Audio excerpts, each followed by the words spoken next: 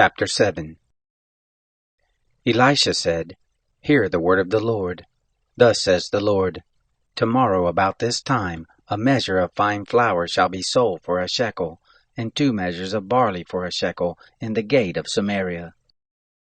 Then the captain, on whose hand the king leaned, answered the man of God and said, Behold, even if the Lord should make windows in heaven, can this thing be? He said, Behold, you shall see it with your eyes, but shall not eat of it. Now there were 4 leprous men at the entrance of the gate, and they said to one another, Why do we sit here until we die? If we say, We will enter the city, then the famine is in the city, and we shall die there. And if we sit still here, we will die also. Now therefore, come, let us go to the host of the Assyrians, and if they save us alive, we shall live, and if they kill us, we shall but die.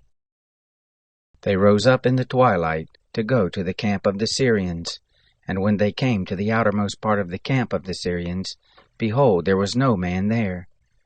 For the Lord had made the host of the Assyrians to hear a noise of chariots and a noise of horses, even the noise of a great host. And they said to one another, Behold, the king of Israel has hired against us the kings of the Hittites and the kings of the Egyptians to come upon us.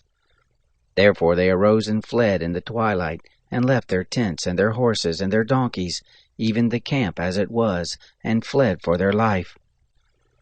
When these lepers came to the outermost part of the camp, they went into one tent, and ate and drank, and carried away silver and gold and clothing, and went and hid it. And they came back, and entered into another tent, and carried away from there also, and went and hid it. Then they said to one another, We aren't doing the right thing. This is a day of good news, and we hold our peace.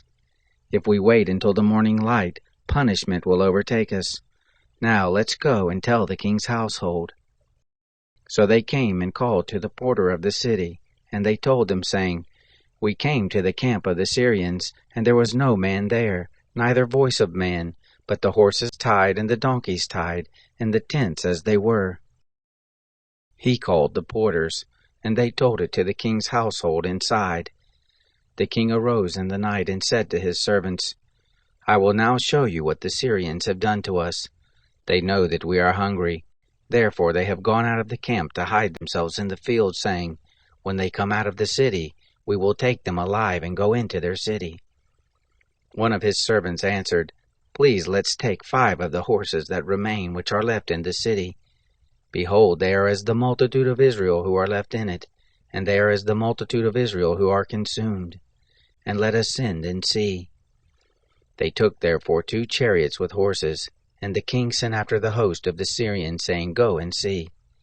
They went after them to the Jordan, and all the way was full of garments and vessels, which the Syrians had cast away in their haste. The messengers returned and told the king. The people went out and plundered the camp of the Syrians. So a measure of fine flour was sold for a shekel, and 2 measures of barley for a shekel, according to the word of the Lord. The king appointed the captain on whose hand he leaned to have the charge of the gate, and the people trod on him in the gate, and he died as the man of God had said, who spoke when the king came down to him. It happened, as the man of God had spoken to the king, saying, 2 measures of barley for a shekel, and a measure of fine flour for a shekel, will be tomorrow about this time in the gate of Samaria. And that captain answered the man of God and said, If the Lord should make windows in heaven, how can such a thing be? And he said, Behold, you shall see it with your eyes, but shall not eat of it. It happened even so to him, for the people trod on him in the gate, and he died.